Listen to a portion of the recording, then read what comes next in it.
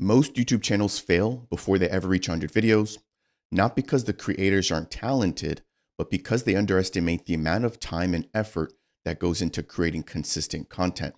Now, I've personally published over 1,000 videos on a separate channel, but as a part of today's video, we're going to discuss why it is that 90% of YouTubers fail before they ever even get started. Welcome into the channel, guys. My name's Fareed. Here we're going to be breaking down the creator psychology, talking about what it takes to become a creator. And if that's something that interests you, of course, please make sure to smash that thumbs up on the way in. If you appreciate content like this and want more of it, consider subscribing to the channel. And if you're an up and coming creator that has less than 100 videos posted and you find this to be relevant, or maybe you're an expert, you've been in this space for a long time, feel free to go ahead and just comment down below what your experience has been like. Now, I want to talk about this because I'm starting a brand new channel, this one that you're watching today, but I've got a separate channel that I've built over the last 4 years, which has gathered over 1,000 videos and roughly around 25,000 subscribers. Now, this particular channel was crypto focused, which was a very niche audience, as opposed to other niches, for example, like dating and relationships or gym, where a lot of people can relate to those topics. Where I came from was an audience where you had to be very technically minded. And so what this allowed for me to do was learn the ropes in terms of how to create content. And I'll be fully transparent. My first 100 videos, I think only got me, 1K subscribers, if that, where in other niches, that can be the complete opposite. But for today, we're going to be talking about 5 key stages that creators typically go through. The first thing that I want to talk about is what I like to call the dream phase. So this is after you've created a brand new channel, you're officially a YouTuber, you've told your family that you're going to be starting on YouTube and that you want to pursue this as a career, not just a hobby. And in this particular phase or stage, this is where there's a lot of excitement. There's also an expectation for quick growth, which YouTube will not be a quickly growing platform. It's actually one that rewards endurance or longevity. But again, there are particular niches where you will find that you can grow quickly, especially if it's a trending niche.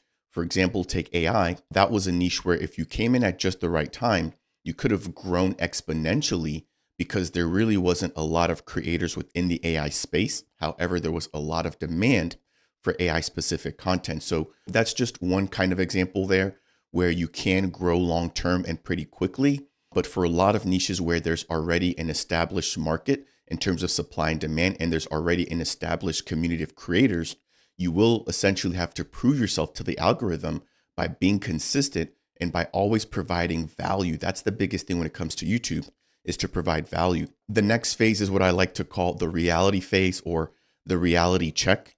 And this is typically where doubt begins to creep in.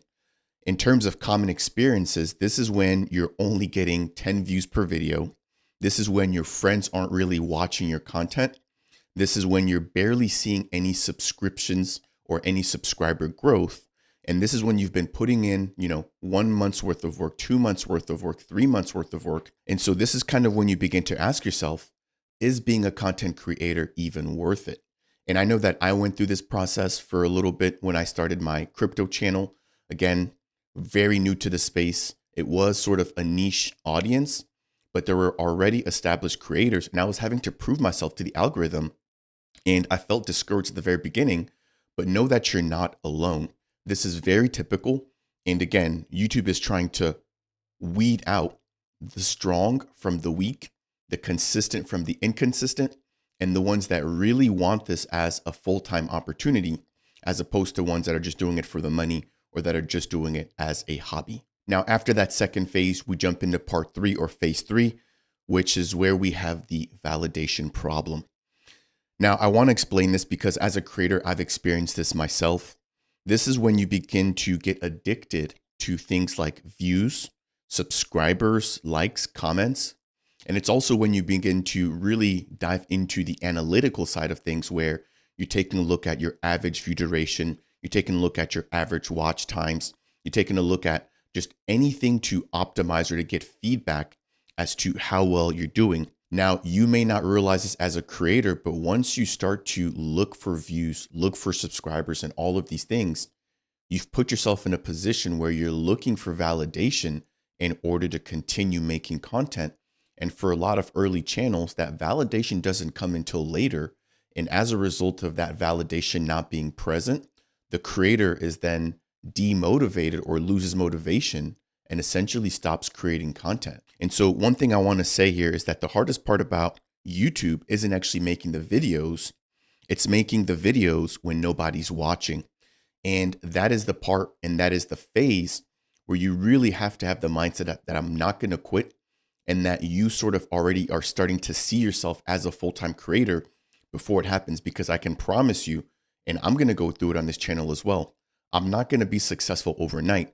But what I am going to do is show up day in and day out and make sure that I continue to perfect my craft. Because one thing that I can tell you is that when you do begin to create content, especially in a brand new niche that you don't have experience in, you're going to be performative in a sense. You're going to be faking it until you make it. And so video number 1 compared to video number 100, it's going to be night and day. And you're going to look back when you do reach video 100, you're going to look back at video number 1 and be like, man, I hate the way that I look. I hate the way that I sound. My lighting is horrible. My audio is horrible. And that's because you've learned after those hundreds of videos. And in terms of YouTube, the algorithm is also studying and noticing the fact that you haven't quit, that you've continued to improve, and that you've continued to be consistent. Again, that's going to be the biggest key piece here, I think, about this video, is just being consistent in how you create content, how you show up, and creating in a way where you're constantly expecting more from yourself and more from the quality of your content. And these aren't things that you can do every single video, but just improving, taking steps to make sure that your lighting is better, your video is better, your speech is better, your thumbnails are better. These are going to be things that are going to get better over time and therefore naturally draw in a bigger and a better subscriber audience. Now, after the validation, you're going to hit one of the key points here, which is the last point before actual success comes. And this is the quitting point. This is right before you get to 100 videos. And this typically happens when you feel like growth is really impossible. You start to compare yourself to bigger channels. You ask yourself, why isn't my channel working? And you almost start to feel invisible in a sense. And this is typically where most channels die. It's right at about video 60, 70, 80, 90, or even 100. And this is right before you really begin to see substantial growth in your abilities to create content, but also substantial growth when it comes to your viewership and your audience. Because up until this point, you haven't fully proven yourself to the algorithm, and you haven't really fully proven yourself to your audience. They might be interested in what you have to say and what you have to offer, but they may not fully trust you yet. And again, I can speak from experience where at video 100, I was really just beginning to get my feet under me. I was finally getting the trust and the credibility of my community, but also the people that I would feature on my channel. And so very similar to you, you may not necessarily be at that stage yet, but know that as you do that, you begin to build trust with your viewers. And so I'm going to quickly just wrap up this particular piece with the fact that with YouTube, it's a game of providing value, where if you're able to help somebody fix a problem, or if you're able to make somebody laugh, right, you're able to sort of win their trust, and you begin to become a credible person as you're adding value to them, whether it's entertainment value or whether it's educational value. So let's jump into the very closing part of this video, where we're going to talk about what it takes to become a creator who wins here on YouTube. So the first thing that I want to highlight, which I kind of touched on in the last section, is to expect slow growth. YouTube is not a quick win. Again, there are creators that pop off, for lack of better terms. They might catch a trend, or they might do something that's brand new or very unique. But a lot of times it takes a very specific skill set to do that. And so if you're coming in here as a brand new creator, you maybe don't have experience like other creators in your particular niche or community do, or you maybe don't have the on-camera presence, you have to expect slow growth. Now, with that, you also have to understand that YouTube is a long-term game.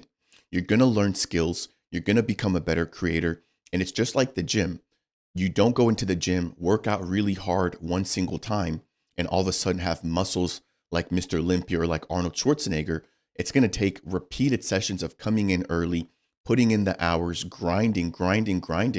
And over time, you'll be able to lift more weight. And it's the very same thing with content creation. You're going to have to show up every day. You're going to have to take the time to learn new skills, how to become a better creator, how to become a better speaker.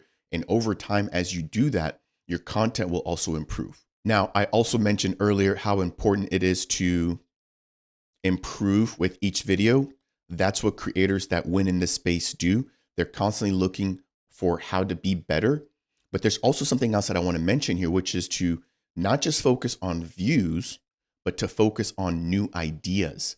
If you're able to focus on new ideas, you're inherently going to be doing something that people haven't seen before. And there's going to be a curiosity factor, an excitement factor, a novelty factor that's going to pull people in to actually watch that content. So focus on ideas, focus on being creative, focus on being new, focus on doing things with a different perspective.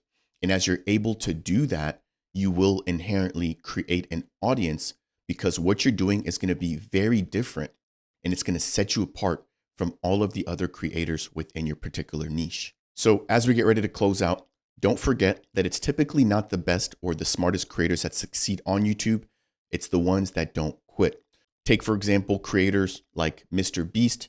Take, for example, creators like I Show Speed, Kai Cenat, Alex Hormozi, Ali Abdal. They also had to start at 0 subscribers. Nobody was born, right, as a creator or as a channel with 1 million subs. They also had to go through the same exact invisible phase that you might be going through right now. And I hope that that serves to provide you a little bit of hope and a little bit of motivation to keep on going. Again, my journey here on this channel will serve as just that, a testament to me and to those that are around me that you can do this if you want it bad enough and if you're willing to put in the consistency, the time, and the effort to really build a skill and to provide value to people around the globe. That said, that'll do it here for today's video. If you guys found this to be helpful, motivational, or just thought-provoking, I would appreciate you if you could smash that thumbs up on the way out. It's by far one of the easiest ways to support the channel here. If you want more, consider subscribing. We're going to be talking about psychology of being a creator, how to become a better creator. My goal is to help other aspiring creators to be the best versions of themselves. And so that said, again, voice off down below. Let me know exactly how many videos you've created, where you are in your creator journey, and what you found to be the most insightful about this particular video. That said, I'll see you guys in the next one. Cheers, everybody. Take care.